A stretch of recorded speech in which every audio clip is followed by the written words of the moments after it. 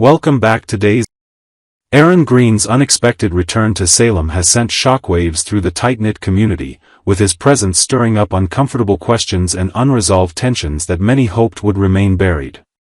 While his official reason for being back revolves around college preparations and academic pursuits, those closest to the situation suspect there are far more complex and emotionally charged motivations driving his sudden reappearance in town.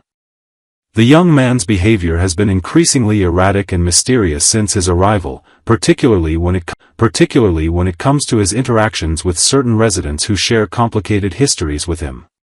His nervous energy and shifty demeanor suggest someone carrying the weight of significant secrets, someone who knows far more than he's willing to admit about recent events that have turned Salem upside down. Aaron's guilty conscience, the weight of hidden knowledge. The mounting evidence suggests that Aaron Green possesses crucial information about the true parentage of Sophia's child, information that he's been struggling to keep secret despite the obvious toll it's taking on his mental and emotional well-being. His increasingly uncomfortable behavior around Tate, combined with his nervous interactions with Sophia, paint the picture of someone desperately trying to maintain a facade while battling internal guilt and moral conflict.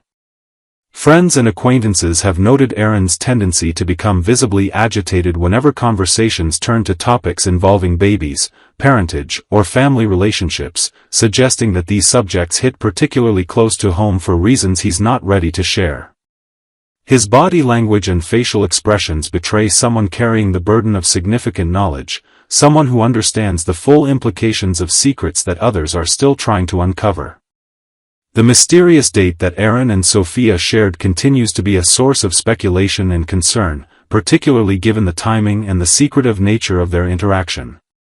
Those who witnessed their behavior during and after this encounter noted an unusual dynamic between them, one that suggested shared knowledge and mutual understanding of situation far more complex than either was willing to acknowledge publicly.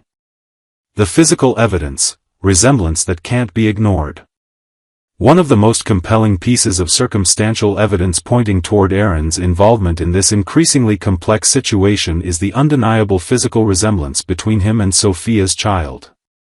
Those who have had the opportunity to observe both Aaron and the baby have commented on striking similarities that go far beyond coincidental genetic traits, similarities that become more pronounced as the child continues to grow and develop. The facial features, bone structure, and even certain mannerisms that the child is beginning to exhibit bear a remarkable resemblance to Aaron's own characteristics, creating visual evidence that supports the growing suspicions about his true role in this unfolding drama. These physical similarities have not gone unnoticed by observant family members and friends who understand the implications of such strong genetic markers. Even Aaron himself seems uncomfortable when others comment on the baby's appearance or draw comparisons to various family members, his reaction suggesting someone who sees the same resemblances but desperately wishes others wouldn't notice or comment on them. His nervous laughter and quick changes of subject whenever these observations are made speak volumes about his internal struggle with the truth he's trying so hard to conceal. The secret confession, what Sophia may have revealed. Speculation continues to grow regarding a possible private conversation between Sophia and Aaron, one in which she may have revealed the true identity of her child's father and the elaborate deception that has been maintained to protect certain reputations and relationships. If such a conversation did indeed take place, it would explain Aaron's increasingly erratic behavior and his obvious discomfort with the current situation. The possibility that Sophia confided in Aaron about the baby's true parentage, specifically that Tesoro is actually his biological child despite being raised by Leo, would create the kind of emotional and moral dilemma that could easily explain his current state of mind. Such knowledge would place him in an impossible position, torn between personal responsibility and the complex web of relationships and expectations that have developed around the child's assumed parentage. This hypothetical revelation would also explain why Aaron seems to be struggling with guilt whenever he's around Tate, as he would be acutely aware that his friend is being deceived about fundamental aspects of the situation. The weight of such knowledge, combined with the fear of disappointing those he cares about, could easily account for his increasingly troubled demeanor and obvious internal conflict. Sophia's dangerous obsession, a Jan Spears redux. The parallels between Sophia's current psychological state and the infamous Jan Spear's past obsessive behaviors are becoming impossible to ignore, creating an atmosphere of mounting concern among Salem's longtime residents who remember the chaos Jan once unleashed.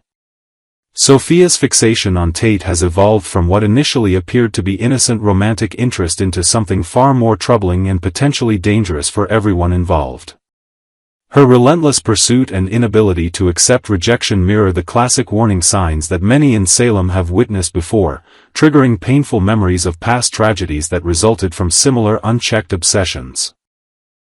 The intensity of her feelings appears to be growing stronger with each passing day, rather than diminishing as one might hope, suggesting that intervention may soon become necessary to prevent history from repeating itself in the most devastating way possible. The way she watches Tate's every move, analyzes his conversations, and attempts to insert herself into his life at every opportunity has created an uncomfortable tension that even casual observers can't help but notice. Her friends and family members have begun expressing private concerns about her mental state and the increasingly desperate measures she seems willing to take to win his attention and affection. The DNA revelation, Rafe's investigation intensifies. Detective Rafe Hernandez's decision to pursue DNA testing regarding Sophia's son has opened a Pandora's box of possibilities that could fundamentally alter the understanding of recent events and family connections in Salem. The anticipation surrounding these test results has created an atmosphere of nervous tension, with multiple parties anxiously awaiting confirmation of their worst fears or greatest hopes. The child in question, affectionately known as Tutsto or Tesoro depending on who's speaking, has become the center of a mystery that involves far more people than initially suspected. The timing of the DNA testing couldn't be more critical, as various parties have begun connecting dots that paint an increasingly clear picture of deception and hidden truths that some would prefer to keep buried forever. Rafe's methodical approach to the investigation demonstrates his commitment to uncovering the truth, regardless of how uncomfortable or inconvenient that truth might prove to be for those involved. His years of experience have taught him that in cases involving disputed parentage and family secrets, the revelation of biological facts often serves as the catalyst for much larger revelations about lies, manipulation, and betrayal. The inevitable revelation, how truth will surface. As the week of September 15th to 19th approaches, multiple factors are converging to create a perfect storm of revelation that will likely bring these carefully guarded secrets into the harsh light of day. The DNA test results, Aaron's deteriorating ability to maintain his facade, and the growing suspicions of those around them are all pointing toward an explosive confrontation with truth that can no longer be contained or controlled. The question is not whether the truth will emerge, but rather how dramatically it will unfold and what collateral damage it will cause to the relationships and lives of everyone involved. Salem has seen its share of paternity revelations and family secrets exposed, but this particular situation has the potential to create ripple effects that will impact multiple families and reshape the social dynamics of the entire community. When the final pieces of this puzzle fall into place, the reverberations will likely extend far beyond the immediate parties involved, affecting friendships, romantic relationships, and family bonds in ways that may take years to fully heal and understand. Part 2, Thursday, September 11, 2025, Rachel's heartbreaking secret on Days of Our Lives. The long-running daytime drama Days of Our Lives has always thrived on complicated family dynamics, shocking revelations, and heartbreaking choices. On Thursday, September 11, 2025, the focus shifts to one of the youngest members of Salem's tangled web, Rachel, the daughter of Brady Black and Kristen DiMera. Though still just a child, Rachel is caught in the crossfire of adult mistakes, betrayals, and crimes. What plays out is both poignant and deeply troubling, as viewers are forced to watch a little girl carry burdens far too heavy for her small shoulders. Brady's difficult conversation. The day begins with what should have been an ordinary morning. Brady Black, trying to keep things as normal as possible for his daughter, walks Rachel toward school. But Rachel, innocent and distracted in her own way, asks for a detour to the pet store. For a brief moment, it feels like the kind of request any child might make, something light, simple, even joyful. But Brady has other plans. His heart is heavy, and he knows he can't keep putting off the conversation he has dreaded.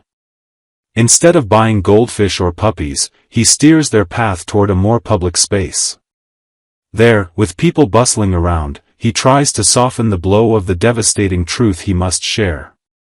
Brady gently tells Rachel that her mother, Kristen, has been sentenced to 6 years in prison. As predicted by many viewers, Rachel is devastated. To her, 6 years might as well be an eternity. For a child who measures time in birthdays, school years, and summer vacations, the thought of her mother being gone for so long is unbearable. Brady, fumbling for the right words, tries to explain that 6 years may not feel long for an adult, but to a child, it is almost a third of her life.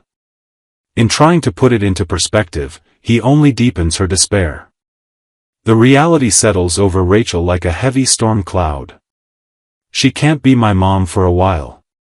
If the prison sentence wasn't hard enough, Brady adds to the pain by admitting that Kristen might not be able to mother Rachel in the way she needs, at least not for a while. This revelation cuts even deeper. For children, parents are the cornerstone of their world, and hearing that her mother may not play that role anymore leaves Rachel shaken.